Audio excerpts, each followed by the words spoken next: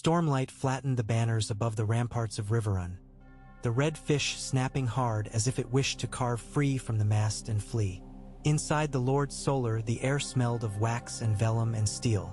Candles guttered in iron bowls. The map table was a field of rivers and roads and the tiny sigils of too many houses. Robb stood over it with a palm braced on the carved hills of the Vale, tracing the bluish thread of the green fork down to a pair of painted towers. "The twins," he said without raising his head. Catelyn watched her son from the doorway. He had not stopped growing, not truly. Grief and sleeplessness had hollowed him, chiseled him, carved the boy down until what was left was edge and oath. He had taken his meals standing for a week, in mail half the night. A wolf would run itself to ground rather than let the pack go hungry, her father used to say. This wolf meant to break himself before he broke faith. She reached for the letter folded in her sleeve and felt the paper crackle, a brittle insect of a thing, and saw again a splotch of spilled ink like a dark star. "One of the outriders came in before dawn," she said. "A fry boy. The old man wants sweet words and the right songs and a river of apology. He wants you to marry his granddaughter. He wants a host of wants." Robb made a noise between breath and laugh. "Wants are cheap. Bridges are dear. He also wants wine barrels counted as provisions, not drink, and an accounting of gifts for every cousin who shares blood with him within 5 removes. He wants to make the North wait." Robb looked up then. His eyes were gray as a frozen pool. "We have nothing to give him. He won't turn into a debt." She stepped forward, laid the folded letter on the map at the junction of roads just below the painted towers. "There is more," she said, and it took her longer than it should have to place each word where it would not tremble. "Jane's mother carries letters to men who wear lions. Maester Vyman brought this to me last night. He found it hidden in a saddle blanket. It was not meant for us, or for your wife to see either, I think."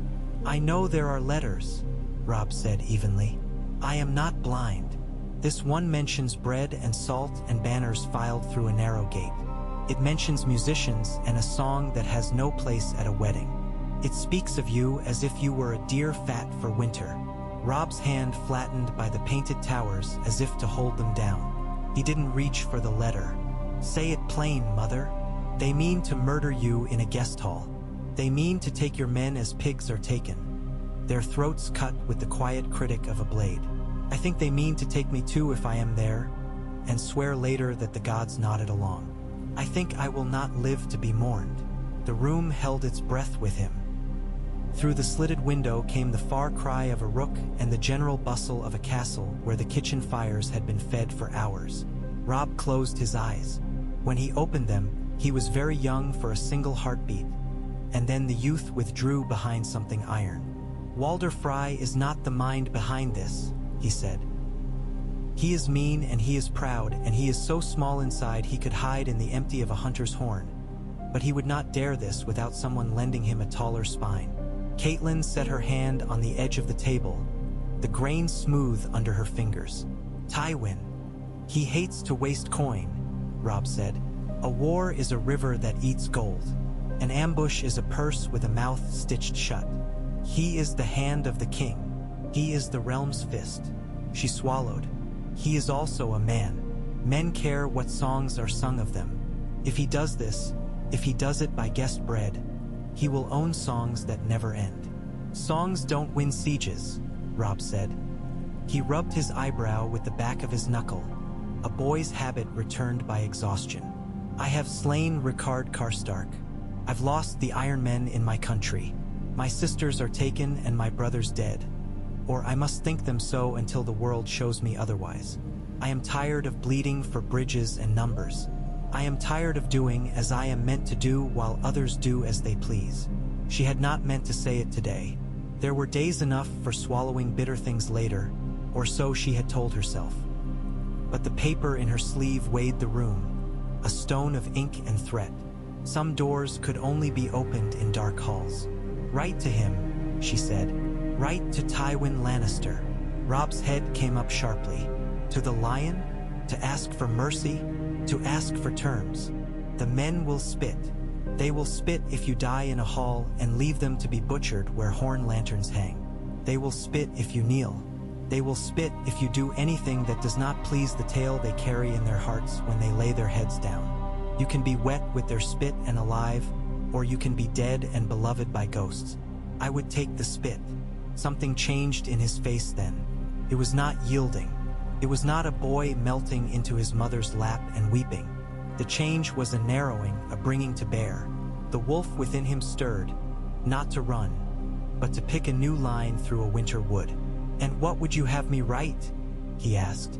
"That the North is tired of being a mouth full of thorns. That you will recognize the boy in their chair as your king if you are given what your father would have held. Warden of the North, with oaths exchanged and hostages passed both ways, and the riverlands restored to Tully justice. That you will march home without leaving a house burning behind you. That you will punish those who wrong your lords not in rage but in law." He stared at the twins of ink and wood. "He will demand more. He always does," she said softly. "And then he takes what he meant to take from the start and tells himself it was a gift." Robb moved around the table, rolling his shoulders, until joints popped. "Send for the Blackfish," he said, "and the Great John, Lord Bolton too. If the lion must be written to, I will not do it in secret like a man writing to a lover." "You will not tell them everything," Catelyn said. "Some words must be spoken only between the writer and the fire that consumes them." He glanced at her, and for a heartbeat she thought he would ask which secrets she meant kept. But her son had learned which questions cost too much to frame, and he had learned to leave them on the tongue and let them break apart there like salt. The Blackfish came, wry as ever, gray hair cropped close as a soldier's helm's lining. He listened to what was to be done without interruption, then scratched an itch under his jaw and said, "If this ends with Lannister flags flying over our walls, I'll put an arrow through their cloth for the satisfaction of it." The Great John bellowed he would gnaw the hands' fingers off if they reached for the north. Roose Bolton's pale eyes flickered with that odd constant gleam like winter light under ice. When Robb finished, Bolton inclined his head. "Prudence wears a number of faces," he said. "Some are not pleasing to look at. It is good you are willing to look." Later, alone at the table with quill in hand, Robb chewed the end of the feather until his lips went dark with ink like the stain of berries. He wrote cleanly, as his father had taught him, without flourishes. He offered fealty and took demand. He named himself Warden of the North under the crown, king no more in word, yet in truth a lord among lords and the first of his country. He asked for safe conduct for his host, and a writ sworn by the hand that no lord would be permitted to violate guest right unharmed. He required that the Riverlands' oaths be forgiven, as if the season were winter and harshness a thing tucked away in a chest until it could be aired without breaking. He asked that his sister be returned to her house when such return could be made without wrapping her in fresh peril. He sanded the ink. He sealed it with the dire wolf in red wax. He gave it to a boy too young yet to have killed a man and watched the lad's throat bob when Robb closed his hand around his shoulder and said, "You will ride like the snow has a knife at your back." The boy rode. Men muttered. The Great John swore and cried defiance and drank. Bolton sat with silence coiled on his lap like a cat. The Blackfish drilled boys until they were men who could cut. And Catelyn stood at the window long after the rook's call had faded and the candles had guttered low, thinking of her father's hands on a little carved boat, launching it in the slow course of the river below the walls. In the Red Keep, where the sun loved stone and traced it hot at noon, Tywin Lannister read a Stark's hand by lamplight before dawn. His solar was a room made of order. The chairs had edges. The desk had no scratches. The wine was measured from a marked flask, and each swallow noted in the line of practice that ran behind his eyes. He read the letter once, twice, 3 times. He laid it on the edge of his desk. He stood and went to the window and looked past the limestone edge into a city still wet from the night. The streets were waking, merchants lifting shutters, cooks shaking out blankets so the flies flew, a dog passing with a piece of something red and ragged in its teeth. A boy, he thought, and then corrected his mind. A lord grown too quickly because he had no choice. Cheatstones and rushes and winter meat, this was what had fed the Stark lad thus far. Not enough, perhaps, to stand against a generation of Lannister coin poured into mailed fists. Enough, perhaps, to see a path where others saw a wall. My lord! Kevin stood in the doorway, solid, almost drab in his constancy. A useful shade in a house of torchlight. "Close the door," Tywin said, and when Kevin had, he handed him the letter. Kevin read it with his lips moving slightly as if to taste the ink. He looked up. He bends the knee. Not today or here, but he bends it. He takes off a crown that never sat straight, Tywin said. He asks for what I would ask in his place. He asks for the realm to behave like a realm. You set the old man Fry on his path, Kevin said, letting the last sentence in the letter hover there. The mention of bread and salt a small hook under the skin. Do you mean to pull him off it? Tywin's mouth thinned. He remembered his father drunk and laughing. He remembered a minstrel's hands on a harp, the pluck and fall.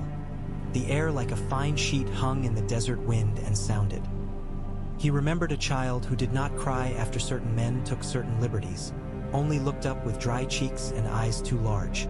You do not stab a wolf in a guest hall and think the pack will forget, Tywin said. You do not teach the realm that oaths are a cloth you can wipe your hands on. I have killed men for less than what Fry dreams. I have hired men to do worse. I am not squeamish, but there are laws even lions do not break. We preach them because they are convenient, and because they keep the dogs off our own meat.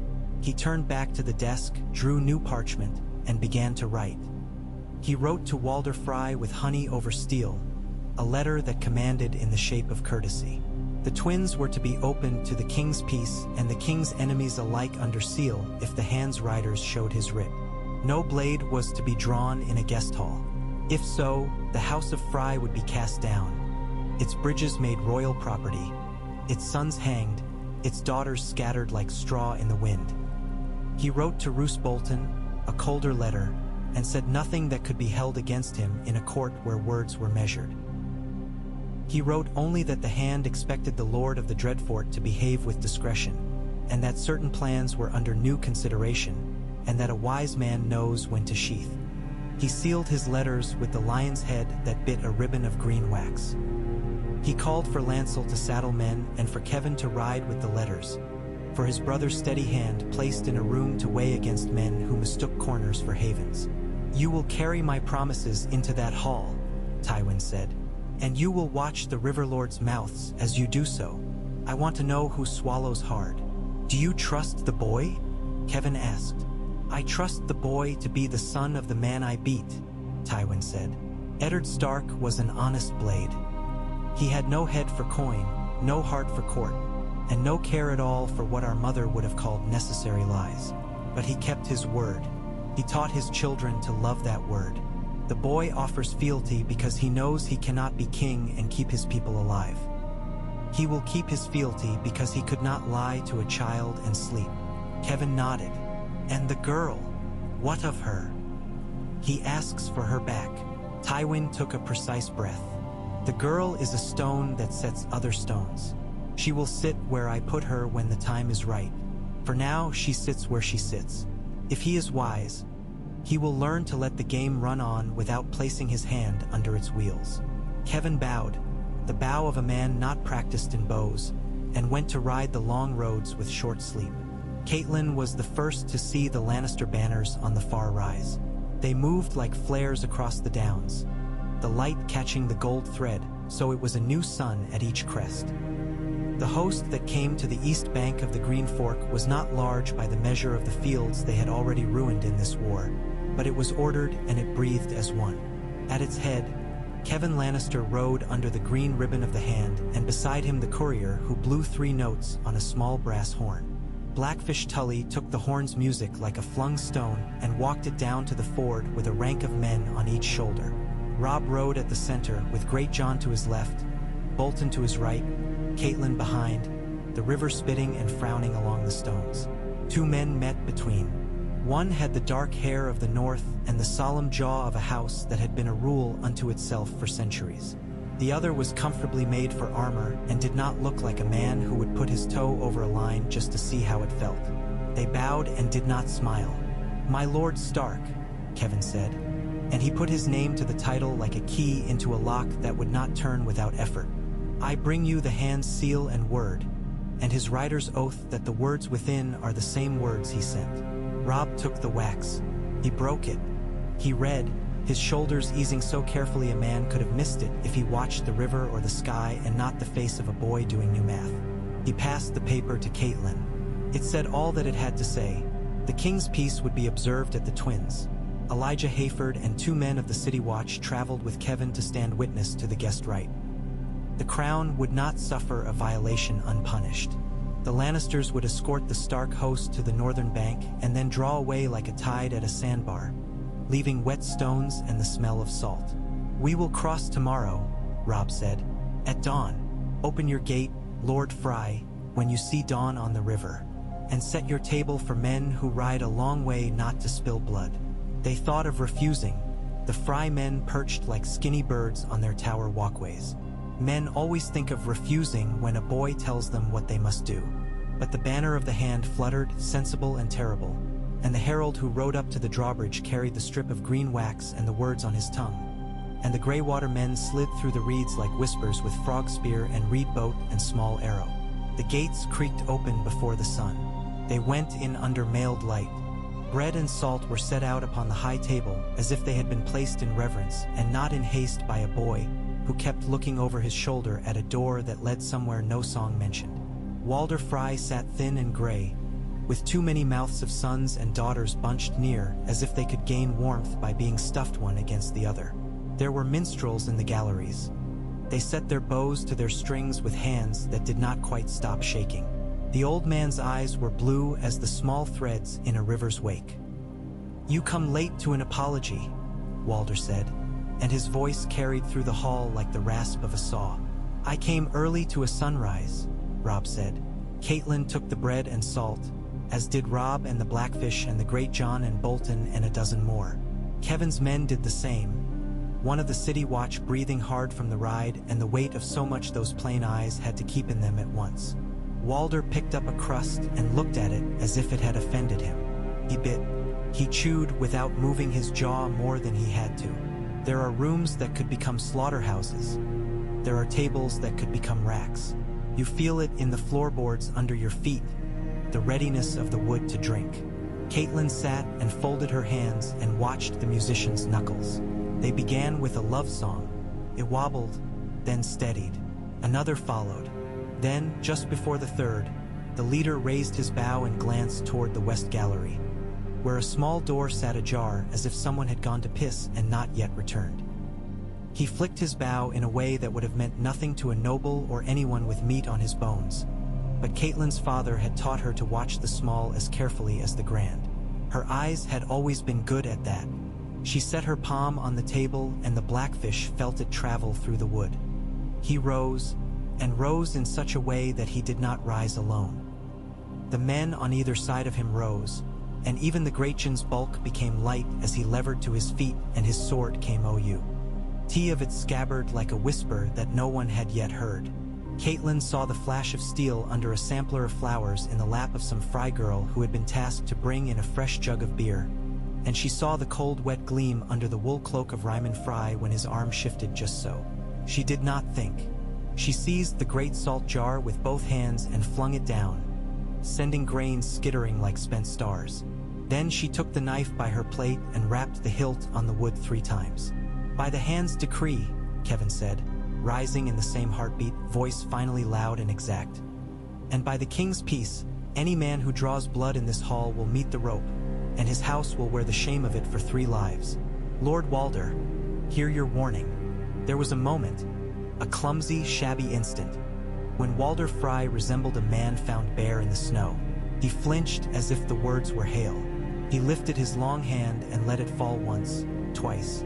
His sons, who had been poised in a dozen indelicate ways, eased a fraction. A cousin no one counted on. A boy with mousy hair and the pinched nose of younger Frays could not bear to let the script be taken out of his hands. He lunged at a Northman with a meat knife drawn up like a word he had loved to say. The knife did not complete the word. An arrow took him behind the ear from one of the Blackfish's men. the shaft quivering as if it had a heart. The boy lay with his cheek in the stew and the salt in his hair. The hall breathed. Tywin's witness, Elijah, who had never set foot in the Trident's castles before, set his palm on the cords that would ring the small bell by the door. He rang it once, and for that act he would be thanked with a ribbon and a gold coin and Cersei's cutting remark that he had not had to face more than salt. Walder Frey put his cup down. "It seems," he said, "I have been misled. Mistaken," Kevin said, and the word had a merciless kindness in it. "Mistaken," repeated Walder. "To be mistaken is no crime. Sometimes a man's eyes go a little dim. A mistake that breaks guest right is not a mistake," the Blackfish said. "It is a stain." Walder looked at him as if he would set the Tully afloat on a tray and push him down the river with a flick of his old fingers. He looked at the hands writ. He looked at Robb Stark, who had not moved except to rise, whose hands were empty and whose eyes were terrible. "Eat," Robb said to his men. "Stand easy. We have a long march after this, and I have no wish to be killed by a cook fire because one of you left hungry." They ate. It was a strange meal, heavy and light at once. The meat was greasy and the beer bitter. The music never quite found its courage. Catelyn swallowed because swallowing kept her throat from making the small sound it wanted to make, a noise like a corbel giving underweight. Across the hall she watched Roose Bolton cut his meat with a neatness that was not at all a mask. She watched him watching the hall and thought, not for the first time, that some waters run so smooth you must lay a stick upon them to know they move at all. The next morning the bridge gates opened and the Stark host crossed under the ugly eyes of stone queens and kings. The sky had that particular pale it finds just before autumn sets its teeth. Men went at an even pace because they had already gone at too many uneven ones. On the northern bank, Kevin Lannister sat his horse while the host filed off the causeway into the trampled meadow. He gave Robb a long look and a small nod. "Word will ride ahead," Kevin said. "Safe conduct will be kept until you reach the neck. Thereafter, it is the north that keeps it." "The north kept it before any king sat in the south," Robb said. "And worse than kings are storms. Worse than storms are men," Kevin said. And for a moment his mouth creased as if he had remembered a boy with freckles and a way with sums. "I do not envy you your work. I do not ask you to," Robb said. His tone was not discourteous. It simply had no room for anything else. They rode. The war had touched the land with dirty hands and then wiped those hands on the skirts of the villages along the way. Fields showed burn and ash disguised under the thin green of late growth. The crannogmen slid out of their waters as they always had, pale as the creatures who live in caves, their eyes quick. They spoke softly and carefully. They guided the host down roads that were not roads, out through tunnels of willow and alder and reed where the mud took horses whole if you let it, and the air smelled of peat fires tamped down so tight the smoke had no color. At Moat Cailin the Ironborn held the stones that had stood since a time none but the singers remembered. They crouched in towers that were no longer towers and watched the ragged lines of men across bridges that were no longer bridges. Moat Cailin could make a dozen men into 100. It could make 100 into 1,000. It was not made to be taken from the south at all, but winter and time and wolves could worry anything to pieces given enough days. Robb laid his gloves on the edge of the map when they camped among the knee-high thistles. He had learned to listen to men who did not love him and to men who did not love battle. He listened to the reedmen's counsel as if it were the first counsel he'd ever had, and he listened to the carpenters who told him what weight wood would give and at what hour of day. He listened, and then he sent 2 men at dusk with a flag and their palms empty and a bag of salt and the promise of fish. Catelyn did not know what words were exchanged there in the palisade of old wood and older stone. She saw only that the 2 men returned with their bellies full and a marksman's look in their eye that had not been there before. This was not court, where men said many things to mean very little. This was the neck, where a single new current coup. LD tell a long story. At dawn 3 days later, the crannogmen set fires in the bog. Not big ones. The kind of fires that wander under the ground and find air where a stump rotted long ago and suddenly let up a breath. Smoke crawled, slow as a dream. The Ironborn coughed and closed their eyes and cursed the world's softness. When the first arrow found the gap between a salt man's gorget and his drooping jawline, it did not whistle. The crannogmen did not whistle either. They put reeds in their mouths and slid forward. They took stones with knives and then with hands, with wet palms that left prints on old runes. The big men from the north did not move yet. The great John crouched like a cliff. Bolton stood with his men behind him, a quiet line. When the signal came, a wren song improbable in that place, the north surged. They moved in pairs and threes, tossed mantlets across places where the causeway had rotted into a soup of disbelief. Men slipped and were hauled. A log spun under a boy's foot, and he went in up to his chest with a bark of surprise that turned into a curse. Someone's hand was in the back of his collar before he had half the water in his throat. The Ironborn fought like hard bread. Robb went forward when the second mantlet went down and took a sword slash across the mail at his hip that numbed his leg to the ankle. He stumbled and felt the world tilt and pressed his teeth together until they ached because he would not fall. The man who had cut him came again, a roar bubbling up in the Iron Man's throat. But the Blackfish's spear was there, straight and inevitable as truth, and it took the man clean through the belly, so the roar broke in a sound like grief. By noon they held 2 towers, and the third was a place where men went to die only if being killed in the open seemed more shameful. The Ironborn made one of their ugly bargains. They had never liked dying for anyone else's sake. A clutch of them threw down their axes and walked out with their hands wide apart, their eyes darting for the direction of the sea. It was hard to let them go. The Grachan's sword hummed when he flicked it to make the nerves remember. Robb snarled and then did not. "Let them back to the coast," he said, and his voice was a rasp. "Let them carry word that winter does not drown." They took Moat Cailin that day not by valor but by patience, which is a kind of valor when the blood runs hard. When the towers were theirs, men climbed to the top of what remained and looked north. They had been gone a long time, and the line where the world rose, that particular northern edge, pulled at them as if it were rope knotted around the ribs. Winterfell was a carcass, black and stinking in places where the fire had not yet burned the life out of the wood. Catelyn stood in the empty great hall and saw the soot make pictures of things long gone, the way a shadow makes a memory of a man an instant after he has passed. She put her hand on a pillar and felt nothing at all. It was not that the stone was cold. It was that it was empty. Robb walked the yard with a limp and a face that had learned to be unreadable. "They died before they could know their north," he said, and then he stopped himself, because he had said it often enough in his head. He had said it so many times that he had worn a path there and made it easy to walk, too easy. "I will not stand here and make grief into a kind of speech," he said. "The dead do not need speeches." They set men to work. They sent to White Harbor for timber and lime and men who knew stone. Glover men came and Manderleys with their bellies and their shrewd hands. Men hammered and cursed and laughed when they were too tired not to. The godswood sat with its red leaves showing where ash had not crumbled them. The heart tree did not look at them with any more or less pity than it ever had. They set ladders against the broken walls and clambered like boys up into the place where childhood had lived. One afternoon a raven came flapping like a bit of black lung thrown from a chest. It bore a message on a thong around its leg that made the maester swear aloud. From the swamps came a thin letter, neatly written, that said 2 boys had passed through soot and ruin into the arms of a reeking friend. The letter said they were on their way further north by paths known only to Moss. The maester had read the letter twice before he could bring it to Catelyn. She stood in a doorway while the hall swam. She felt Robb's hand on her elbow, careful as if she were glass. "If it is a lie," he began, and then forced himself to stop.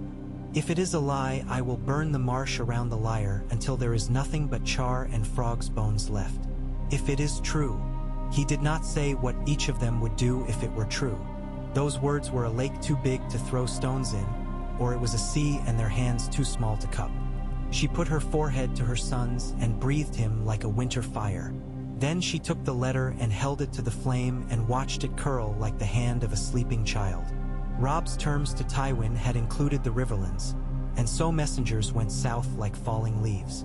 Edmure Tully came home from his stumbling attempt at attack against Lannister lines to find his bridge no longer bargaining but a bridge, blessed to be a thing of wood and rope and not of politics.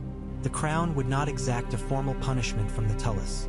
Walder Frey would be made to feel a cold wind through his house all the same. His heir, a boy with more hunger than sense, rode to King's Landing under escort and sat 3 days in an anteroom outside the Hand Solar, feeling his future drain out through the soles of his feet. He was not harmed.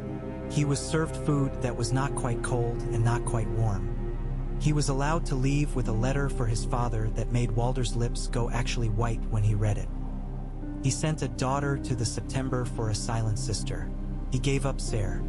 Tane claims to crossings and mill cuts that had always fattened him, and he made no remark when a pair of King's engineers came to see how the foundations of the Eastern Tower might be improved. Roose Bolton watched the map of his world shift. He had set plans in motion that moved now with a kind of ghostly persistence even after the hand that had drawn them had failed to draw the final lines. He returned to the Dreadfort with a small retinue and with ghosts walking the corridors behind him, and there he found that his bastard had been too eager in Winterfell, had thrown stones too early into that lake, had made too many ripples to hide. Ramsay stood in the hall with the look he wore, the one that said he was a dog pretending to be a man, and a dog that had learned to enjoy tricks. Roose watched him a long time. He could not afford to let the dog run loose. He could not afford to shoot it either. He took his supper in small mouthfuls and considered what death cost and what it bought. In King's Landing, where autumn tasted of dust and cardamom, there was a wedding. Catelyn did not attend. She heard of it in pieces, a letter from a man who liked the sound of his phrases too well, and then a river rumor told by a peddler whose goods were all cheaper than his stories.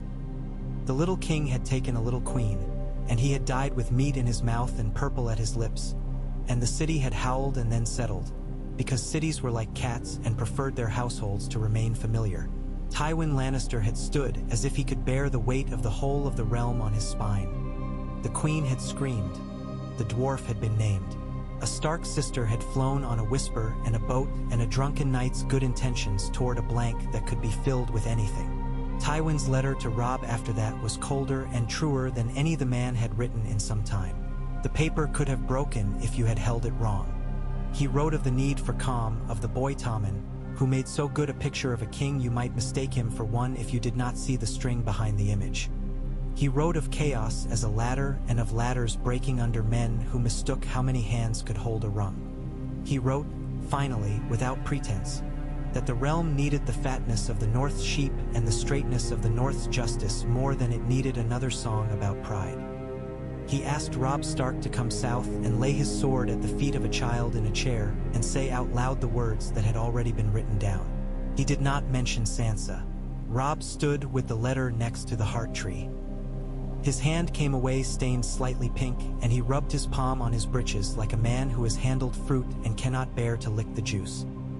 "If I go south," he said, "I will see the woman who had my father killed. She will smile at me with her mouth and not with her eyes. I will not be able to speak in such a way that she will feel it as anything more than air." "You would not be speaking to her," Catelyn said. "You would be speaking to the city. You would be speaking to the part of the realm that knows how to carry a knife in its sleeve and call that grace."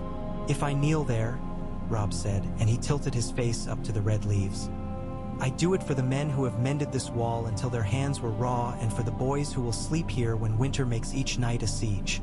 He went. He took only enough men to look like what he was and not more than a city could bear without making its own blood pressure rise. The gates opened and the smells rushed them in. The usual stew of human ambition simmering in vinegar and heat. People watched him. It was a different kind of watching than men received in camp. The city's gaze was made of pieces, each person taking a bit. He rode past the great September and did not look up at its windows because he could not bear anyone to think he sought comfort there. In the throne room, the Iron Throne had never looked more like a thing made by foolish boys in their first fever, who did not realize yet that you could love blood so much you drowned. Tommen looked very small and very serious on the edge of it, wearing a crown that ached against his brow. Behind him, Tywin moved into place with the ease of a man who had built so many rooms in other people's houses. He did not have to look down to know where the step would be. Robb Stark walked the length of the hall. He looked left and right without pausing. He set his sword down. He knelt. He spoke words that tasted like iron. The city, which knew how to calculate value in air and fear, listened with sudden good manners. When he rose, he looked at Tywin, and the two men saw the totaling of the ledger in each other's eyes. This had been done. This had not been beautiful. This had been necessary. After, in the hand solar, wine was poured and not drunk. Tywin stood at the window and looked at the view as if it were a ledger too, and a poor one. "There will be words," he said, "that say you betrayed your dead. There will be others that say you saved your living. I will not read them," Robb said. "I have learned not to read what men write to make their mouths feel better across supper tables." "You will learn to read only the ones that make you angry," Tywin said. "Those are sometimes useful. Anger is a difficult coin. It spends easily and buys little. But once in a while it can turn a smokehouse to keep the meat fit." Robb, who had not come to be taught, nonetheless found himself absorbing the lesson with the part of him that never stopped learning. "You could have killed me with music," he said. "You did not. The realm will say you found a more cunning song." "I did not do it for your life," Tywin said. "There are lives I would waste to save a better one. I did it because a man who breaks guest right breaks the one thing that keeps this mountain of swords from sliding." "You did it because you do not like to share your murders," Robb said. Tywin turned his head and studied the boy as if he had not quite decided whether to be annoyed. "Do you want my praise?" he asked, and there was no insult in it. "I want your word," Robb said. "You have it." Tywin didn't blink. "Until it is more valuable to break it. That is an ugly truth. Do not think I do not know that other men would beat me with it if they could. But there are only so many tools to hand, and a man must build with what he has." "Then give me back my sister," Robb said. Not because he expected the lion to open a paw and release a bird, but because some truths demand their shape be kept. "Not yet," Tywin said. "Soon, perhaps, as a favor that buys me a peace I want. But not yet." Robb did not bow when he left the solar. He would not give the room the pleasure.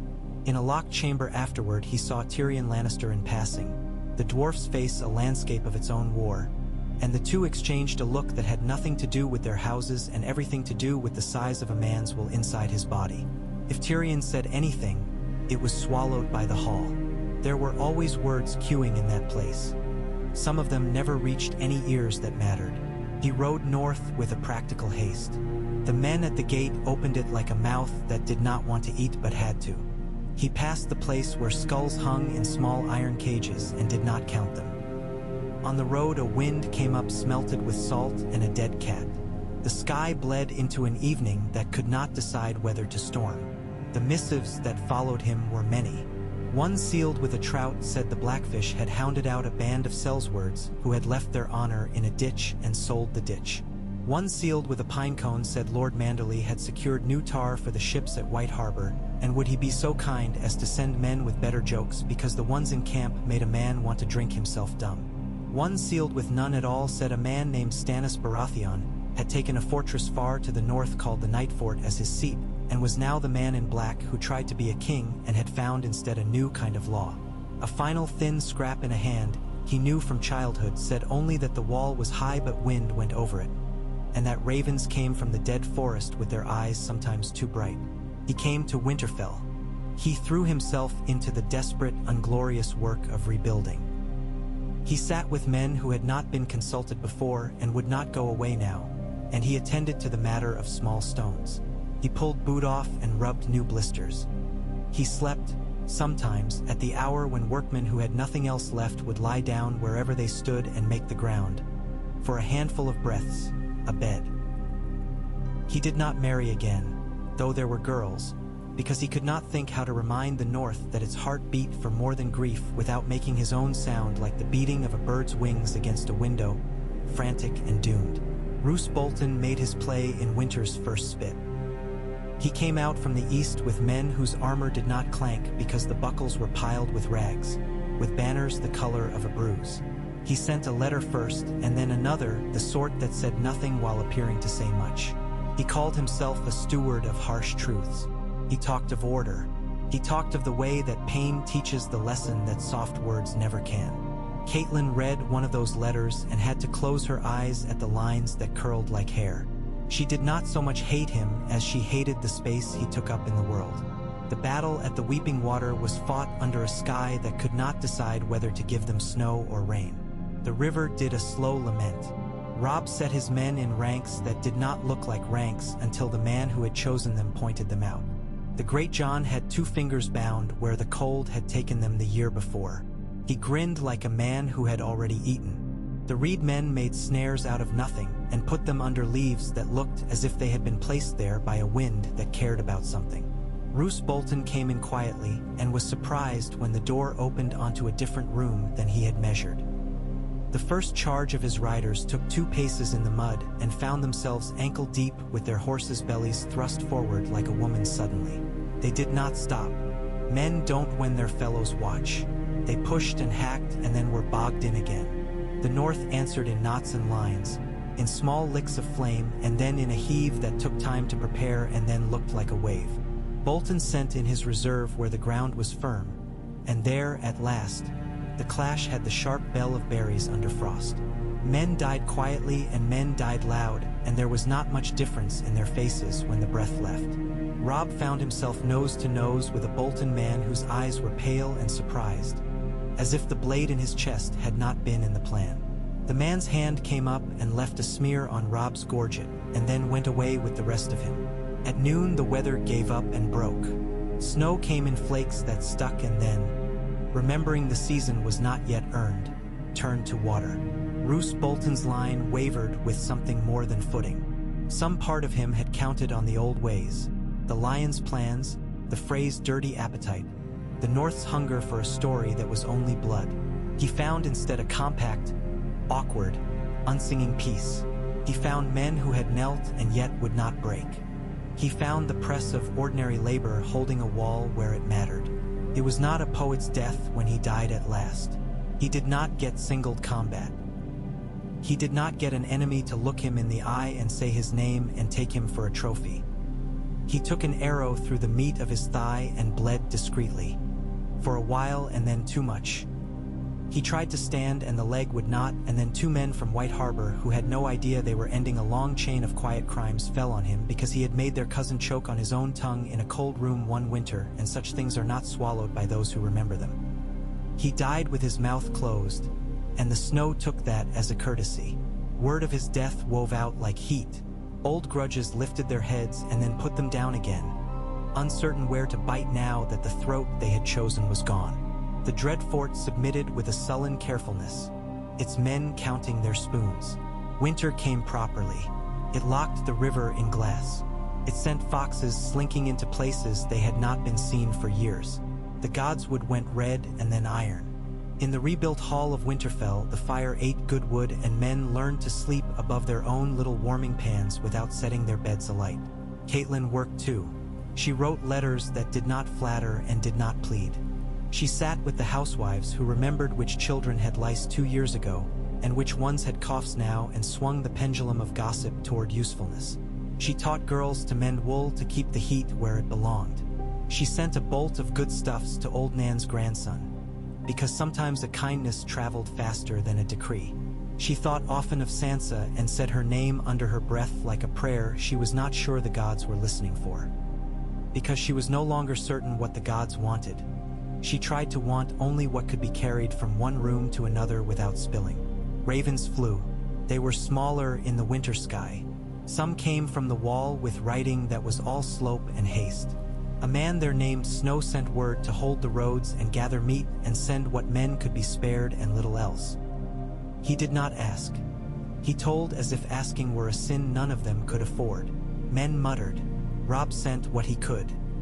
He did not stop the rebuilding to send a whole host north because there was no host left to send, and because there were men whose winters would kill them if their roofs were left open and their cellars not filled. But he sent meat. He sent fletchings. He sent 100 young men with hands nicked by knives whose eyes had learned to look outward again and not down into the small cup of their grief.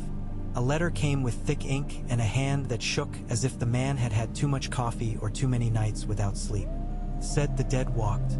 It did not say it well because no one knew how to write that sentence without making it sound like a child's game or a priest's cruelty. It did not argue. It did not warn the way a boy warns his brother not to put his hand into the fire. It said what it said and expected the grown world to act. Robb took the letter into the godswood and sat with his back to the tree, as he always did when it was a matter he did not know how to bring into the straight light of a room. He was older now. A year is an age when you learn that your promises cannot stop rain. He thought of Tywin Lannister, who had taken a lifetime to become himself. He thought of the old man's face and the way the line around his mouth had tightened when he realized the world could not be shaped only by iron and fear. He thought of his sisters, one missing and one caught in a spider's web that might never be undone. He thought of dead boys and live men and of how the difference between those two states had to be kept like a lamp under a hand. In King's Landing, Tywin Lannister began to cough at night with a sound that did not belong in his chest. He worked anyway because he believed that the day you stopped was the day the mice began to gnaw. He stood too long sometimes at the window. He slept too little. He had plans which required his life to keep its shape, and when the shape faltered he applied will as a brace. He did not know to be frightened of the small man in the cell under the Red Keep who would one day open a door and stand with a weapon that made men ridiculous and tear a small hole in the world through which a great deal of power would pour away like sand. That would come later. For now, he wrote letters with a firm hand and gave orders and punished Walder Frey not by hanging him, which would have made him gossip again, but by making him old in a very public way, by stripping his house of little privileges until the man's pride had to make a choice between choking and shrinking. The songs were confused. They did not know how to rattle. It is difficult for a tune to celebrate the absence of a massacre.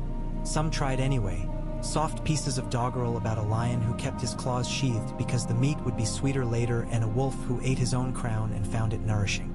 People sang them when they were too tired to mind what they sang. Then they slept and dreamed other things. In the spring, a boat came up the White Knife with a very ordinary man in it who bore a letter with the seal of a thorn. He said a girl with auburn hair had been seen in a place a long way away where the mountains make men strong by depriving them. He left with a sausage in his pocket because old Donella wanted to believe the gods in their dark jokes sometimes had a mercy hidden in the punchline. Robb did not tell his mother the letter had come because he had learned the law of thin hope. He burned it instead and stood a while in the dark while the smoke kept its shape like a thought just leaving. He took counsel with men. He took counsel with women. He set watches on roads no one had used in a generation. He allowed that justice could be done by men who had nothing more than the memory of being hurt to guide their hand, and then he reined that in before the blood started inventing itself a reason. At night, sometimes Catelyn heard him climb the same stair that had known his feet when they were small, when he had carried a wooden sword and a wonder at the world that had not yet learned love's cost. He would go to the roof and stand, and she knew he watched the dark in a way that said he could almost feel the snow still to come. The North had taught him not to look only at what could be seen. It had taught him to believe in things that must be prepared for regardless of whether they came. He and Tywin wrote less then. The letters that did pass between were brittle and civil. The old man demanded beef and law and quiet roads. Robb demanded hostages be well treated and that Freys keep their peace, and that no more Western men ride east with a mind to remind the Riverlands who was who. They each gave as much ground as would keep the land between from shearing. They each, in their way, prepared for war. Tywin prepared against the south and the east. Robb prepared against a wind from the north that might not be wind at all. It had grown clear to both that the only thing that had ever decided the fates of men was the number of winters they could weather without eating their sons.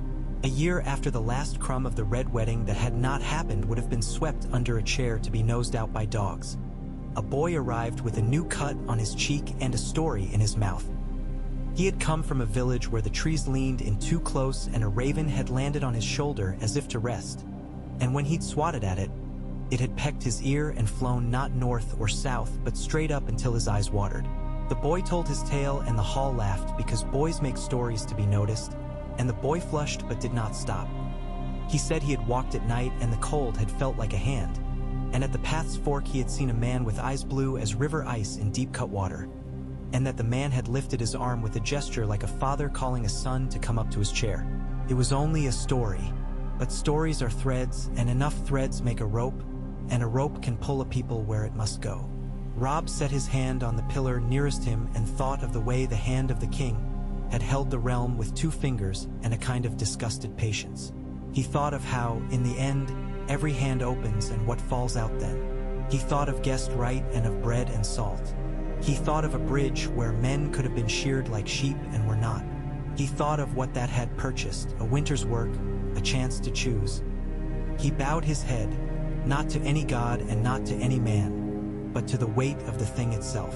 The snow began again early that year. It came in humble flakes and not yet the big fat ones, those fell later. It covered the footprints of men before the men had gone inside, and then it covered the prints of foxes, and then it covered where the wind had scuffed it. The walls of Winterfell held. The lamps burned. In the room where Robb slept there were 2 swords against the wall, both oiled and clean. The younger men told each other in low voices of the way the world had almost turned another way and had not. The older men drank and said nothing, as they had seen too many different worlds to be very surprised by any of them. In the great hall they ate the last of the autumn apples and found them sweeter than they had been even in the day of their picking. They ate meat and preserved summer and talked of the new walkway someone had built along the outer curtain. They made jokes about how many men it would take to push the great John off it if he fell asleep in his cups. A rough love that made warmth as surely as the fire did. They did not say, not out loud, that they were alive because a boy had written to a man he had been told to hate, and a man had set aside a slaughter he had arranged so carefully he could taste the wine he meant to drink after it. That was a story for another season, and when it was told, it would have too much in it that was not music. Catelyn went sometimes to the God's Wood alone. She put her hand on the bark of the heart tree. She did not ask for mercy by that name. She asked for the strength to keep making bread and to keep placing it before her son. She asked that if a blade had to find him, it would find him facing it and with his eyes open, and that if winter had to swallow him, it would be because he walked into it for someone else whose name he could have written down in a book. She would never fully forgive Tywin Lannister in her heart, and she would never forget the way a hall of wood and salt had shuddered as if the old gods themselves had inhaled sharply at the threshold of an abomination. But she would also never forget that the thing had not happened. There was a mercy that smelled of steel. She bowed her head and admitted that legality has a cold grace. On a morning when the frost looked exactly like sugar sifted by a patient hand, Robb took a ride alone. He wore the cloaks men had sewn him because they loved their work and because the goose down inside had been saved for him expressly. Gray light spread. He rode out through the hunter's gate and across the field where children had been made to laugh with tricks for so many years that the earth itself had a memory of laughter. He rode until the trees began to cluster again and the pines held old snow like secrets. He dismounted and walked, his breath making its familiar cloud in front of him. Somewhere not far a thing moved that might have been a deer. Somewhere far, too far, a raven made a sound like wisdom. He stood. He did not make a speech. He had learned that if you spoke too much in such places, it seemed to the trees as if you did not believe in them. He thought of a bridge and a hall and a letter. He thought of a lion looking out over a bright city and of a dwarf with a mind like a knife hidden in a loaf of bread and of a girl, his sister, somewhere he could not yet draw on any map. He thought of a boy at the wall and the way the wind there had teeth. He thought, briefly, of a crown he had taken off and set down because the metal had bit and not warmed. He thought of the thing beyond all those thoughts, the thing that would come whether men argued about it or not. When he turned back to his horse, it was not to flee. He had learned to retreat when retreat made a fight possible. He had learned to advance when advancing cost less than waiting. He had learned the truth that the North had always known in its bones, that honor is not a banner but a hearth you keep lit for the nights no song anticipates. The wind came up. It smelled of iron. He breathed it and did not flinch. He set his hand on the horse's neck and felt the animal breathe too. He swung into the saddle with a care that had become his form of prayer. He rode home under a sky that was honest at last, and above that sky, where no eye can look without tearing, winter wrote its own name long and quiet and final as a man drawing a plow line he means to plant in. And in the red keep an old man worked and then failed, And in the dark below, a small man set a course with his shaking hands. And in places where maps did not go yet lights moved that were not fire. The world turned, the bridges held, and the choice that had been made in a room with the smell of wax and vellum and steel kept paying out, coin by coin, into mornings that did not seize the throat. The raven came at dawn when the winter light was weak as watered milk. It thumped the sill once with the clumsy authority of duty, and Catelyn woke before the servant's knock, the cold already inside her bones, as if the message wore it like a perfume. She slipped the thong loose and unrolled the thin strip, and the words stood there like iron nailheads. The hand of the king, Lord Tywin Lannister, had died in his chamber, sudden and unceremonious as a snuff taper. Her breath left her in a small white cloud that broke at once. She did not wake Robb by touch. He had learned to wake to the movement of air. His eyes were on her as she crossed the rushes, and he was already sitting with his feet to the floor when she offered the letter. He read quickly, jaw tightening, and then again, slower, tracing where the maester had pressed too hard and left the faint ghost of the letter on the backside of the parchment. "How?" he asked. It was not disbelief. It was a craftsman's question. With what tool, by whose hand, for what end? "Not said," she answered. "Not yet. The seal is Kevin's. He writes that the city feeds upon itself after any death, and after this one the knives at table all look like swords." Robb grunted. "He will keep the treaty. If he can." She poured a cup of hot cider and watched the steam search out cracks in the air. "Cersei will want to write a new play with new props the instant the old music stops. She can play any way she likes," Robb said. "There are some tunes the hall refuses to dance to." He folded the letter into the pocket over his heart. "Send word to the river lords. Tell them the lion has lost a tooth. Tell them to keep their hands in the dish just as carefully as before." At midday, another raven flapped down, surly with the long wind. Kevin's hand again, this time more firm, as if he had found the place to put his feet. The Dowager Queen would take the boy as regent, and Kevin would hold the office of hand for the peace of the realm so long as peace could be held. The pact with the North and the Riverlands would be maintained. There would be no writ against Edmure. There would be no crown favor for the phrase beyond what decency demanded. Catelyn read it twice and felt the oddest thing, a kind of gratitude toward a dull stone for bearing weight. Robb stood under the new timber of Winterfell's hall and let his men see him reading. He did not speak first. He waited for the Grachan's rumble to crest and break, for the mutters to circle once and again. When it came quiet, he said, "We do not take our roof off because the wind changes. You will have heard wagging tongues. You will have heard that a dwarf killed a giant, or a whore's son killed a lord of Casterly. I care only that the old man's last letter holds. For now, it does. He taught his brother to keep a ledger.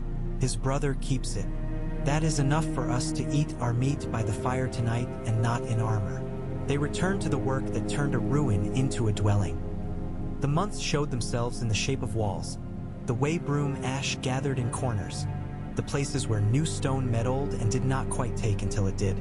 Winter talked in the chuff of breath and the crack of ice under a cart wheel and the groan of timber under snow. Ravens came with matters that smelled of other winters. One bore the exact script of the Night's Watch, black and small and without decoration. The Lord Commander had changed. The hand now was a young man's, the letters standing up straight as if formed by cold itself. The dead walked, the free folk had been allowed south under oath. Not as invaders, but as people who were tired of losing their children to the dark. Dragonglass cut what steel could not. If there were men to spare, send them. If there were not, send fletchings, leather, mended boots, salt meat. The letter did not ask for prayer. It did not insult them by pretending a god would cut wood or stitch cloth. Robb stood with the letter under the heart tree and scraped the snow from a low limb with the side of his hand. The red leaves shivered and held their color. He had been taught to kneel here for small boy sins dealt with by household justice. He had not thought to stand here weighing a winter that did not care if men made peace. "John," he said aloud to the cold, tasting the name, not because he doubted the signature, but because the sound of it made the world align. He could see his half-brother's face as it had been. A boy's face that took to kindness as easily as to discipline, and another face laid over it, a man's attention like a blade. He sent 100 men who knew how to obey quietly and be brave without shouting it. He sent Manderley beef and Glover bows. He sent a skin of oil and a letter for the Lord Commander that said, in fewer words than his heart wanted to spill, that the North would not be caught mending its roof at leisure when the snow began to fall in earnest. From White Harbor came a man with fingers stained blue from dye vats and a mouth that liked the word however. He brought another letter in a rougher hand from Howland Reed, written with a reed pen on oiled parchment that smelled faintly of peat smoke. It told a story in that flat Crannig way that did not ask for excitement. 2 boys had gone out of Winterfell's bones by old ways with a spear wife who had the forest on her skin and a mind like a trap that refused to close until it must. The smaller had been taken east to a place where the rock made men's minds a little wild, for safety. The taller had been drawn north by something that could hardly be put into ink. He was in hands that would not spend him lightly. The letter did not name Osha. It did not name Skagos. It did not speak of unicorns or old cannibal tales. It said only that peat has its own stink and those who crawl through it carry that stink until they are washed in new water. And that, of all men, the Manderleys knew what to do with a rumor that might be more than rumor. That night, Catelyn sat long over the small fire in her chamber, the reed letter cooling in her hands, and remembered the little boy who had liked to climb, who had stood at her knee with half the stitches of a tunic pulled free because a story had taken him and he had not noticed his mischief. Bran had had a stare that went past you as if the horizon were a person. She let herself weep and did not close her teeth on the sound. She let it go where it wanted because it was winter and this was the time for real grief. In the vale, under a sky that kept itself trimmed and bright as if it were a lord's cloak, a girl with dyed hair named Elaine held her hands over a brazier and listened to a man with a mockingbird pin explain how snow could be made to fall where he wished it. Sansa did not interrupt when Peter spoke. She had learned the uses of silence from a city where words bred like rats in a granary. She could listen and fix pins and smile in the correct places and think 3 thoughts at once. The one for the room, the one for the man, the one she kept in a locket that she only opened when she had needle and thread and was alone. She had been told, in whispers that still pricked, that her father's enemy had spared her brother's life by a letter, that a slaughter had been swallowed before it began, that a man the realm called ruthless had decided to be practical. She had longed to write, a child's impulse, "Mother, I am safe, Mother, I am here," and then remembered how birds were caught and made to talk. Instead, she watched the lords of the Vale play at being insulted and charmed, watched Peter fold their pride into little shapes and place it on a tray to be consumed later. Sometimes when she slept, she dreamed of the gods wood at Winterfell and woke with the smell of wet stone in her nose. Sometimes she dreamed of the smell of the Ares sky cells, which was not smell at all but the absence of it, and woke shaking. Once, in the pre-dawn, she bled ink. A page folded with careful creases, a letter to no name and every name. I live, it said without saying it. I keep a face ready for the mistakes of men. There is a boy who coughs too hard and a man who smiles too easily. The mountains teach patience. She did not dare send it. She tucked it into the bottom of a sewing basket and pricked her finger making a hem, so she would have some small truth of pain to keep the letter company. In King's Landing the story sharpened. The dwarf had killed the giant, said the common mouths. The giant had been killed by his fame, said those who loved to use words as mirrors. A whore's son, a crossbow, a privy, a set of old grievances. There were so many versions that truth felt like a small figure lost in a crowd. Kevin Lannister took the chair of the hand and sat as if he meant to do nothing but hold still until the water stopped running fast. He wrote short letters. He took long counsels where he listened with his chin in his palm. He was not brilliant. He was steady. For a time, that was enough. The Dowager Queen gnawed at the bars of her own cage and called the Iron Liberty. The boy Tommen did what children do when the house seems suddenly to be whispering in a different language. He tried to be good. Kevin sent another letter north that said only, "There is a new balance to keep. I intend to keep it. Do not test it at every corner, and it will bear your weight as well as ours." South across the water, a queen without a throne taught a city to crave her and then despise her. This news did not come on ravens. It came in the bent sentences of sailors who preferred their stories salted. A dragon queen had broken chains and learned iron was easier to lay on than to take off again. Her beasts grew, her enemies too. Robb did not let the talk of fire-breathing things into his counsels. He tucked it aside like a summer knife, mildly interesting in a winter kitchen and sharp only if you tested your thumb against it too boldly. The little he knew of dragons came in old tales and the warning taste of ash that rose in his mouth when he thought of a city burning, a girl screaming, a throne made of cruelty. The Ironborn, that ugly barnacle of a people, crept along the coasts as they always did, testing where scab had grown over and where the skin was still tender. Stannis Baratheon, lean as a whip and twice as unforgiving, had taken the Night Fort as seat and by that choice declared the world had misnamed him. He wrote in a hand that looked beaten into the parchment with a nail, "Send men, see. Endi carts, send your oath." It arrived on the same day Jon Snow's next letter did, a different kind of steel. The two letters lay next to one another on the table, and Robb weighed them with his eyes, not as brothers, not as rivals, but as tools. He sent answer to Stannis in the tone of a man who builds a bridge jointly with a neighbor he does not like. The North would provide what it could and had already done more than its share. The North owed the Wall more than it owed any claimant with a banner. The North would not break its oath to the crown at King's Landing by making another one with a man who could not honor the first. To Jon, he wrote plain as snow, "Come south if you must. I will send the carts as soon as the roads can bear them and men who can hold a shield without making a speech about it. If the free folk mean to fight against the cold, bring them under roof if they'll swear and hurt no lambs while they do." When at last the two met, Robb and Stannis, it was on hard ground beneath a sky flayed of color. The Lord Commander stood a half step behind Stannis, black as an old judgment. Men from the watch kept their eyes moving because if you stopped moving your eyes, they iced over. Stannis was as he had been spoken of, a face like a blade, a mouth like a disapproving purse. He asked for what he had a right to ask for. Robb gave what he could spare and not announce more. Then Stannis demanded the rest. Oath fealty, a name on a list of men who had bent knee to a justice more pure than any child's play in the capital. Robb said no in the manner of a man who had learned that the world is full of firm surfaces on which to break your skull. Stannis looked at him a long time, and in that long look was a grudging respect. Refusal that does not wobble is a language he could hear. The Lord Commander watched the exchange with the still attention of a man who had once been the quietest boy in a noisy house. When the talking was done, they went to counting bolts and weighing axes and making sure the thing that truly wanted their bodies, winter, would find them harder to chew than it expected. A rider came into the winter camp at the long lake with a fur hood crusted white and a mouth blue with exhaustion. He said there had been a thing at Hardhome, that there had been wildlings by the thousands, and that the dead had come down the slope like spilled barley. No one spoke.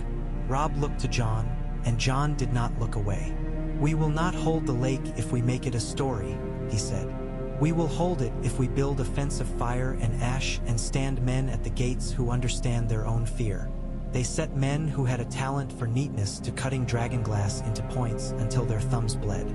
They set the girls to smearing pitch and twisting cloth for torches, and the girls did so with a seriousness that told the gods not to be fools and give them a battle. The free folk swore by the hall and by their women and by their dead who were not yet walking and came under the roofs that would have been forbidden to them a year ago. They sat strange among the bedrolls and ate meat with a different greed and told legends with snow in them as if they were family histories. On the first night, a wind went down the tents and tried to take them along, banging their canvas cheeks with a sudden anger. On the second night, the dogs could not be held. Donella's dog actually bit her hand and then howled while licking the place, as if apologizing to a god that had made him a dog. On the third night, the dead came to look. They stood at the edge of the firelight and then stood closer. Their eyes were blue as the place in a river that would drown a child. If they had not moved, they would not have been frightening at all. It was the way they shifted like wind-worried rushes that took the breath. The first rank of Night's Watchmen put shafts in their chests and watched the shafts sprout feathers out their backs. The men who had listened remembered. Heads, fire, dragonglass. They made less noise after the fourth fell. The others came with the taste of iron in the air. They made a sound like ice separating on a lake, drawn out and thin. One rode a horse whose rib cage showed and glimmered with hoarfrost. Whatever life remained in the beast lived in pain beyond human imagination. The creature raised a blade that seemed to have been made out of broken mirrors and swept it lazily and turned a spear to powder, the fragments whirling up like ash and vanishing in the light. A free-folk woman with a scar through one eyebrow went at it with a desperation that made her beautiful for 2 heartbeats. The blade took the shape of her jaw and then took the jaw, and the woman folded like a tent with one pole cut. Robb managed to throw at a wight that had a child's braid in its hair still. The dragonglass found bone and stuck there as if glad to find home. Jon went at the other because there was nothing else to do. His sword met frost and sang a new note neither had heard. The other's head turned like a bird's, curiosity or calculation. And then the thing came on with a grace that made pity a strange brother to fear. There was a moment, there always is, when the line wanted to be a broken necklace and scatter. It did not. The great Jon, numb hands wrapped in wool that stank of lamp oil, made a noise like a laugh and took 3 steps into the press. And the men who had been boys a year ago remembered how to be men and learned in the same breath. Fire does not like to be touched when it is burning. They touched it anyway and passed torches hand to hand. And the flame found old cloth and hair and sinew and did what fire has ever done. The whites screamed smoke. They did not scream air. At dawn, there was stillness of a high order. The world had been shocked into quiet and was trying to learn how to breathe again. Men moved as if something might break if they stepped too hard. Jon stood with a sword that had gone milky with horf. Rost and turned it in his hand and looked at Robb as men might look at each other after a drowning. It was always this, Jon said. His voice had sand in it. He was a tired man now, past youth's brittle pride. There was a great gentleness inside him that had the shape of iron. Always this, for all our arguments about names. Robb looked to the lake and saw the wind walk it, combing the surface for a stain. We will still have names when we're done with this, he said. Or we will have none because we are all under the same stone. There is a kind of comfort either way. They burned the bodies until the smoke made the men taste pennies. They did not sing. Singing belonged to rooms with roofs. News goes through winter differently. It hides, collects, comes out in lumps. The same week brought 3 pieces. Tywin Lannister had been murdered in the Hand's chambers, and the city had started whispering as if the stone itself might have ears. The Vale fell ill with snow. As Peter Baelish wrote in a pretty letter, and would send no men until the passes were cleared, and the lords felt less insulted by the idea of marching under any banner but their own. A ship out of list said a small man with mismatched eyes had been seen drinking with a fat magister and buying a wind that would carry him east. Robb took these one by one and set them down where they belonged. The first meant the treaty in the South wore new cracks. The second meant Sansa remained a piece on a shelf he could not reach. The third meant a cunning mind would soon be thinking about dragons instead of the lion or the wolf. Walder Frey outlived all this, as petty men do. He sent a letter to Winterfell floating in grease, line after line of sly grievance that begged to be met with a scythe. Robb read it to the end without letting his teeth grind, folded it, set it on the bench, and put a jug of water on top of it as if he were pressing flowers. "Leave him to age," he told the Blackfish. "Time finishes what zeal fails to." In the bitter months, when even the brave learned where the limits of bravery lie, a band of Bolton men turned marauder in the woods near Barrowton. Ramsay had been their light once, a torch that ran ahead, setting brush alight. Now they were sparks without tinder, meaner for their aimlessness. They took 2 children to frighten a village into handing over meat. The villager women did not scream. They took up pots and staves and stood in a door that had been made to keep wolves out. Rangers out of the weeping water, the same river where Roose had bit into mud and bled his heat into snow, fell on the band at dawn. Men with pink flayed men on their shields died in brown water, and the river tasted of iron for a day. The mothers buried the children together and carved their names into a board when the ground would not take a marker. This story spread less quickly than news of kings, carried farther. In the hall at Winterfell, Robb listened to it with his hands clenched around the arms of his chair so hard the joints whitened. "No more of our sons," he said. "No more. Not to lions, not to leeches, not to cold." When spring returned in rumor, one day a thawed puddle at noon, the next a bird that had no business singing yet. Men tried the old habit of making plans about fields. Seeds were counted, plows were mended. Bargains that had been on ice like fish came back to flopping life. The Night's Watch still sent letters that made the blood stand. The others had not given up. They probed and prodded as if learning the edges of a box. Stannis held the night fort like a bite he refused to swallow or spit out, and punished men for things the world had made them, and then, when it served, pardoned them with a stiffness that made them ashamed anyway. Jon Snow wrote fewer words and said more with them. "Send the boys with sense," he wrote once, and Robb laughed into his sleeve because that was like asking for storms without lightning. He sent them anyway, the ones with level eyes.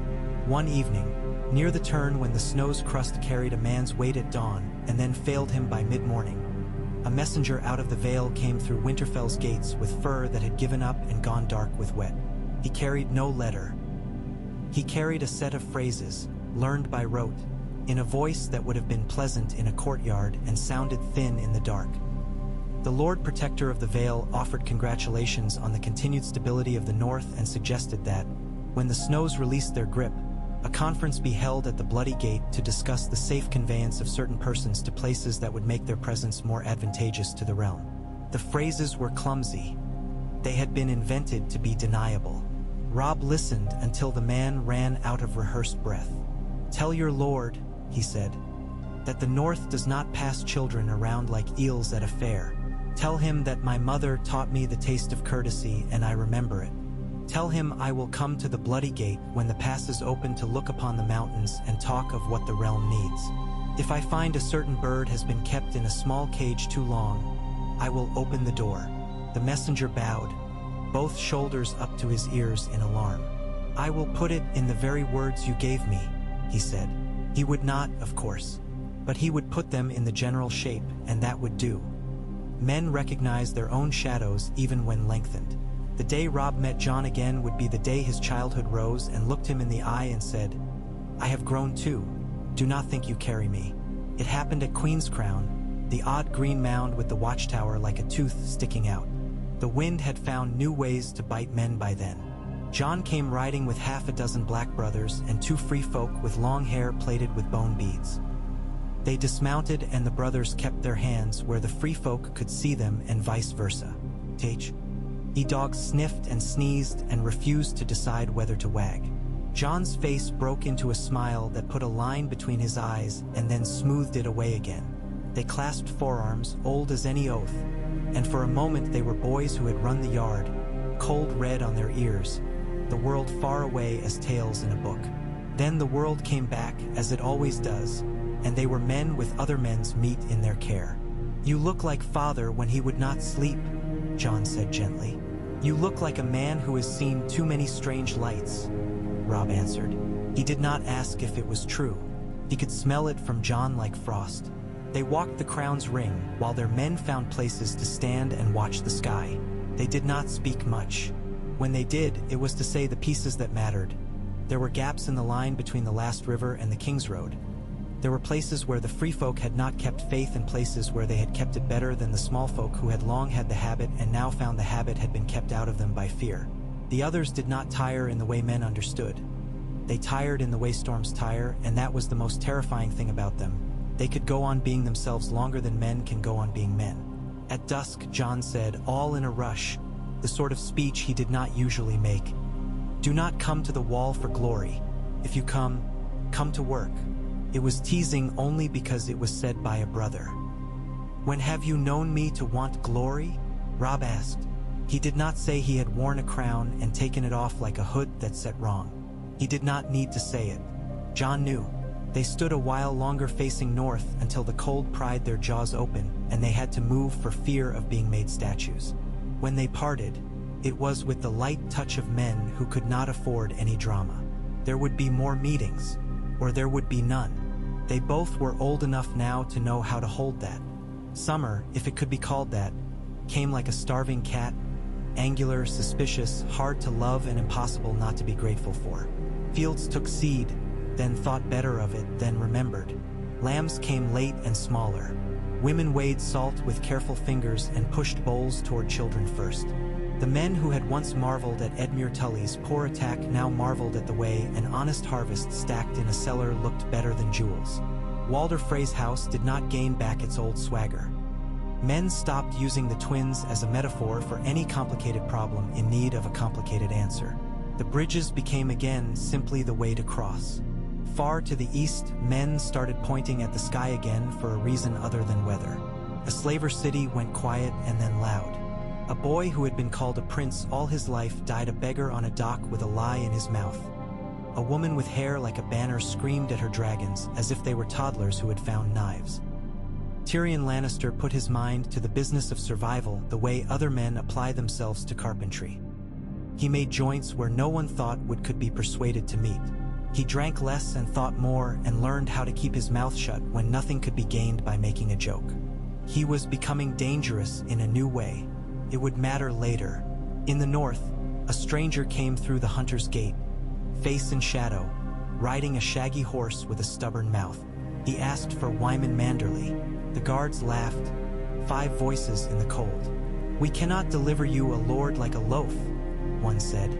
But the man had the look of a person who does not let mockery stick. He reached in his boot and pulled out a small, crooked bone and set it in the guard's palm. The guard's laughter died at once. He went to fetch the steward. "You are expected," the steward said when he returned, though no one could have expected this man, who spoke like a bad smell and had the courtesy of a knight in the way he took off his gloves before speaking to any woman. Davos Seaworth, once a smuggler, once a knight, once a hand to a king of salt and stubbornness, stood in Robb's hall and did his best to look less like a man who had delivered onions to starving soldiers and had those onions made into a crest. He said his master wished to talk as allies in night and enemies in day might. He said the king he served had one thing that would matter to any Northman who knew the words in the worst fireside stories. Dragonglass in heaps, at Dragonstone's heart and belly. He said Stannis would share it without counting if the North would help take it up and bring it to the places where men needed to hold a knife that could hurt the dark. Robb did not make him repeat himself.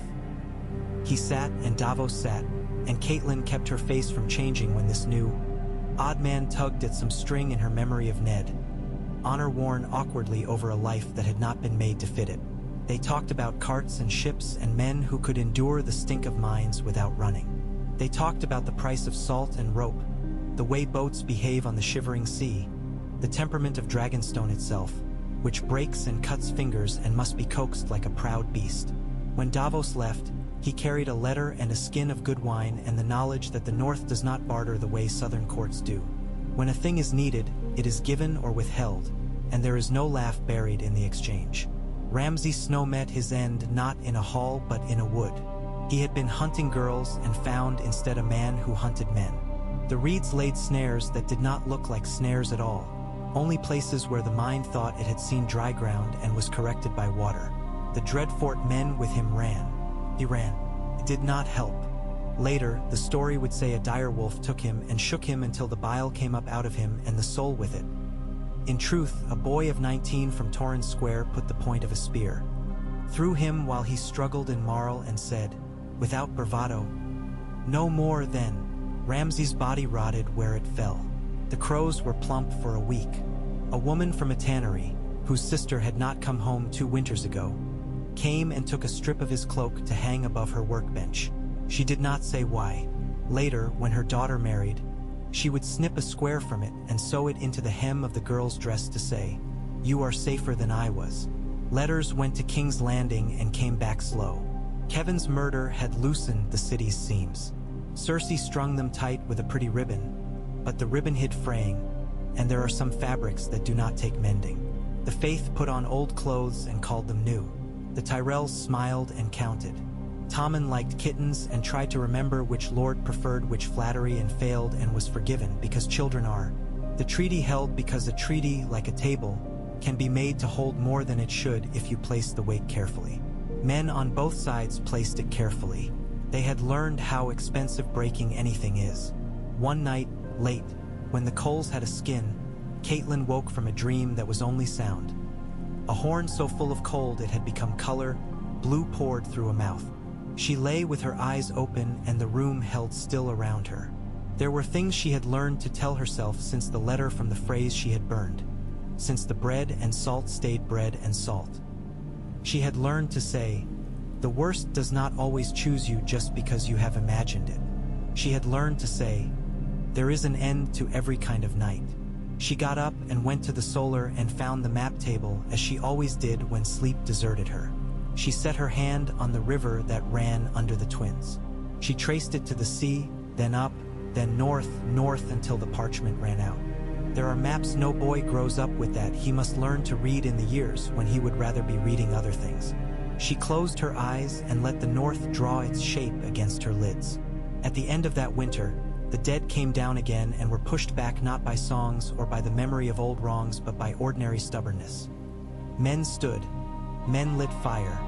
Men did not run the first time their courage made a liar of them. Women kept the stew thick and the water hot. Children did not cry because the adults did not. The free folk held the line where they were placed and did not steal lambs. The Starks kept faith with men who had not always kept it back and were repaid in small, solid ways. Jon Snow wrote in April hand, "Hold the moors. Send every flint you can spare. We have learned they do not like iron turned this way," and he described it, and a smith in White Harbor ran his thumb along the line and nodded, and a boy in Deepwood Mott hammered it out while his baby cried and his wife laughed, knife between her teeth. On the last day of a battle that would later earn a name too pretty for what it had been, another came within 3 strides of Robb, its blade a singer of terrible music. The air around it went thin. His breath cut his lungs. He lifted his sword because he was a man who lifted his sword. He knew in some cold corner of himself that steel would shatter, and that this was the instant his body had been walking toward since he was a child with a stick making that first brave noise in a yard. The blade swept, so fast, so quiet, and met something else. Jon was there, and his sword held, and the sound knew again, like a blackbird in ice. Robb did not waste the breath that mercy had given him. He lunged with dragonglass in his fist, and the point went in with that odd soft resistance it had the first time, as if it were entering water. The other came apart with a sound like a heart breaking and blew away as glitter. They stood, both of them, panting in air that did not warm. Somewhere a dog barked. Somewhere a boy cried out for a mother who had been dead 3 years. Then the world came back. After, by the fire, they sat side by side like boys who had stolen apples and were hiding in a loft to eat them. Neither spoke for a time. Then Robb said, "Father would have told us to sharpen our blades and go to sleep." Jon smiled without showing his teeth. "Father would have told us to thank the gods before we turned in." "I have thanked the gods enough for one life," Robb said, and then softer, because the gods listen for softness. "I will thank them again tomorrow, then, and the day after, and the day after that if I must." They slept badly and rose early, and life went on, which is the most astonishing thing it does. When the passes opened, Robb went south as far as the Bloody Gate with a guard that looked large enough to be a promise but not a threat. The Vale in spring wore its fresh pelt poorly, too clean, too newly green. At the gate, Lord Nestor Royce made the formal speech and made it well. Beyond, higher, Peter Baelish awaited in a cloak that looked brown until the light found it and drew copper out of the threads. Sansa stood a half step behind him, hair dark brown, face composed. Robb's breath did a foolish thing, stuttering once, twice, as if he were a boy and had run too fast. Catelyn's hand tightened on the pommel of her saddle until the leather cried. Peter's bow was elegant. His smile had its usual private edge. "My Lord of Winterfell," he said. "My lady, Winter has been made less savage by your letters." "You will find Winter a poor pupil," Catelyn said. "It learns nothing it did not teach." "It has taught us all to be practical," Peter said. "There is a child here who belongs to you." Sansa's eyes did not go to her mother. They stayed where they had been trained to stay, on the mouth that would decide whether she breathed freely. Robb made himself not step forward. He had dreamed too many dreams that promised the shape of this moment and then cut him. "The child belongs to herself," he said. "But she belongs to this house and this place too, and I would see her return to both." "That could be arranged for the good of the realm," Peter said, "because men like him cannot let good things be simple. They must be made into currency and spent." He began to state his price. It was not insulting. He had learned not to insult this wolf. He asked for guarantees that would keep him safe when the Vale had to choose between winter and summer. He asked for a seat on councils he would not be able to attend because the roads would not bear him. He asked to be thanked for something he had not yet done. It was, as he would later tell himself, a fair ask. Catelyn let the men talk and measured Sansa's face in small pieces, as a seamstress measures cloth recovered from an old dress to make a new one. There was a woman there she had not met. There was still the girl whose hands liked to be clean. The last time Catelyn had seen her, Sansa had been a song with too much sugar. Now there was salt too, and it made the song keener. When the talking was done and the arrangements, elegant and tedious, had been drawn, Sansa stepped forward and made a curtsy deep enough to be called pious if the place had been a September. Only then did she look at her mother. Only then did she let the muscles around her mouth soften. Catelyn did not move because mothers do not run in front of men like Peter Baelish. She stood and let Sansa come to her, and when her daughter's hands met hers, the bones of the world clicked into place. That night, in the small chamber granted them in the tower above the gate's teeth, they sat with a cup between them and spoke little. Sansa told what could be told without opening traps set a year ago by a clever man's words. Catelyn told what could be told without frightening a heart that had learned to love its own caution. They did not say Tywin Lannister's name. They did not say Joffrey's. They said the names of stitches and old maids' habits, and which girls at Winterfell still pulled one strand of hair across their lip when they read. They talked until their breath made the room warmer. They slept with their hands almost touching. And in the morning, Sansa tied her hair with a ribbon that had once held up the curtain by Catelyn's bed when she had been heavy with bran and sick of sun. Robb rode back north with his sister under his protection. The treaty with the south sagging but in place, the east a rumor, the north clear and hard like glass under boot. They were stopped once on the King's Road by a little group of mummers who had made a wagon into a stage and were telling a story of a boy who wrote to a lion and saved a wedding. The actors were thin and their costumes patched, and the boy had hair too yellow by half, and the lion wore an old rug belted under its chin. The audience laughed in the right places, which were not many, because the men who had stayed to listen had some meat at home and wanted to be reminded of the shape of charity. Robb watched for a minute and then turned his horse without comment. Sansa watched until the wagon was a blur and then said, very softly, "I hate it a little that they do not know how close we came to singing another song." "They know," Robb said. "They know the way you know what wind feels like before the door opens. It is enough." When they came home, the sky had decided to stop being theatrical for a span of days and let men do their work.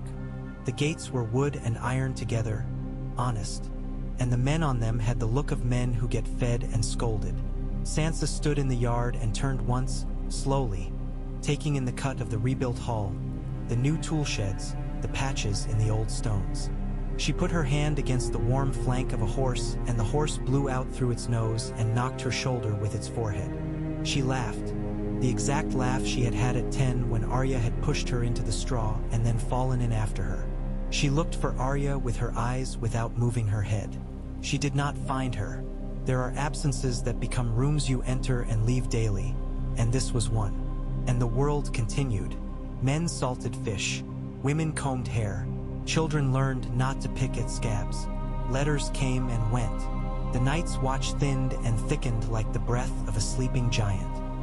Stannis held his seat and did not let go. Davos sailed again and brought back stones that cut the air itself if you whistled through them. In the far east, a woman made a decision that would make men stare, and the wind carried that decision into the ears of sailors who loved a story more than their wives. In the city where the throne cut whoever sat on it, the queen began to plan in a way that would take her down a set of steps she had not seen. In the marsh, Howland Reed taught his children how to put a hand in water and feel the change in current that means a boat must be moved now, not later. At Winterfell, they built again and again because building is what people do when they do not yet know that they are dying. Robb sat sometimes under the heart tree and did not pray. He thought. He thought of letters that had been written and those that had not, and how paper could be a weapon and a kindness and a lie all at once. He thought of the old man in the South who had chosen to be practical, who had died like a man who believed the world had been willed into order and would stay that way if he glared at it hard enough. He thought of the boy on the wall who had learned how to command because he kept looking at the thing in front of him until it resolved and did not permit his eyes to slide off. He thought of a girl who had learned to wear other names with a grace that made his mother clench her jaw to keep her sadness from knocking cups over. Sometimes he dreamed the hall with the musicians in it, the way the light had lain along the boards like the back of a sleeping cat, the smell of beer and danger. In those dreams, the music always reached the place where it would have turned, and always something else began to play. He would wake with his heart high and his skin cold. He would lie still and listen to the winter beyond the walls. Then he would rise and make the day, as men do. It was not the old song, but men ate, and women had some say in how their children slept, and bridges did not drink blood. When winter flexed again, as it would, they would stand, and when summer came they would sow, and in all the while they would carry this small proof like bread broken and shared. Once, when the easy murder beckoned, a letter went instead, and a hall did not drown, and a people had a chance to learn other skills than remembering the names of their dead.